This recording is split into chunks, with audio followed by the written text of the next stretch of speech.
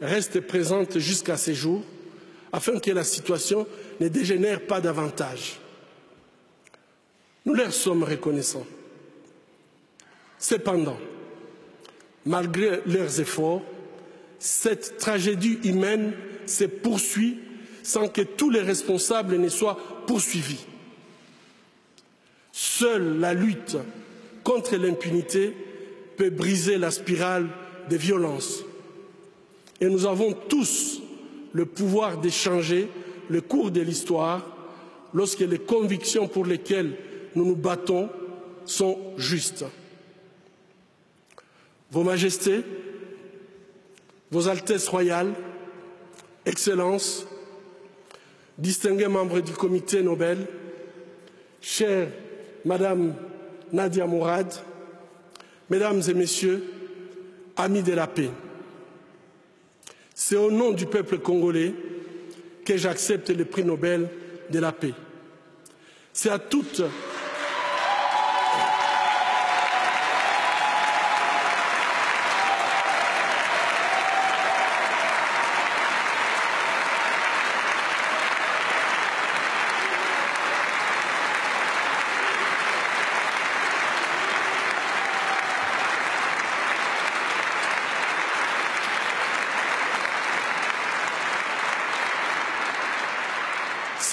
les victimes de violences sexuelles à travers le monde que je dédie ces prix.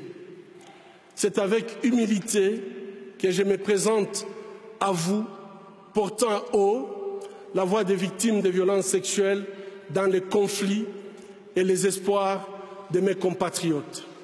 Je saisis cette occasion pour remercier tous ceux qui, pendant ces années, ont soutenu notre combat. Je pense en particulier aux organisations et institutions des pays amis, à mes collègues, à ma famille et à ma chère épouse Madeleine.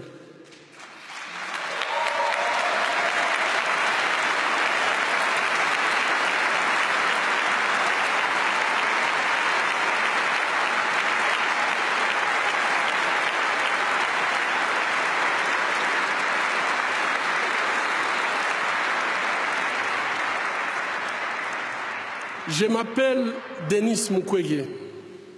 Je viens d'un pays le plus riche de la planète. Pourtant, le peuple de mon pays est parmi les plus pauvres du monde. La réalité troublante est que l'abondance de nos ressources naturelles, or, coltan, cobalt et d'autres minéraux stratégiques, alimente la guerre, source de la violence extrême et de la pauvreté abjecte en République démocratique du Congo. Nous aimons tous les belles voitures, les bijoux, les gadgets. J'ai moi-même un smartphone. Ces objets contiennent des minéraux qu'on trouve chez nous, souvent extraits dans des conditions inhumaines par des enfants jeunes qui sont victimes d'intimidation et de violences sexuelles. En conduisant votre voiture électrique, en utilisant votre smartphone, en admirant vos bijoux, réfléchissez un instant au coût humain de la fabrication de ces objets. En tant que consommateur, le moins que l'on puisse faire,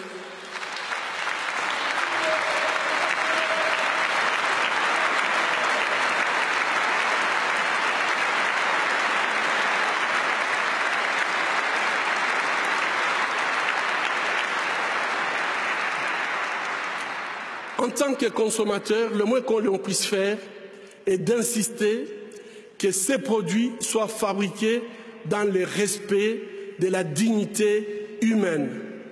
Fermer les yeux devant les drames, c'est être complice. Ce ne sont pas seulement les auteurs de violences qui sont responsables de leurs crimes, mais aussi ceux qui choisissent de détourner les regards. Mon pays est systématiquement pillé avec la complicité des gens qui prétendent être nos dirigeants. Pillés pour leur pouvoir, pillés pour leurs richesses et leur gloire,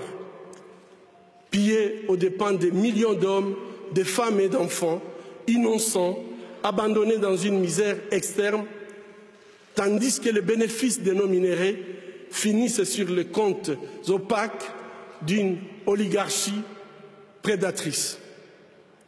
Cela fait 20 ans, jour pour jour, qu'à l'hôpital de Panzi, je vois les conséquences de cette mauvaise gouvernance de mon pays. Bébés, filles, jeunes femmes, mères, grand-mères, et aussi les hommes et les garçons violés de façon cruelle, souvent en public, en collectif, en insérant du plastique brûlant ou en introduisant des objets contondants dans leur partie génitale. Je vous épargne des détails. Le peuple congolais est humilié, maltraité, massacré